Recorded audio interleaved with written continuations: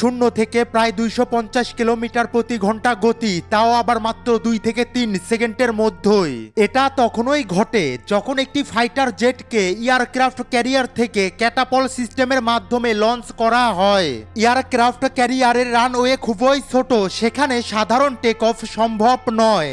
এই সমস্যার সমাধান করে ক্যাটাপল সিস্টেম, যা জেটকে অল্প সময়ের মধ্যেই প্রয়োজনীয় এয়ার স্পিড দিয়ে সামনে ছুড়ে দেয় যাতে সে আকাশে উঠতে পারে।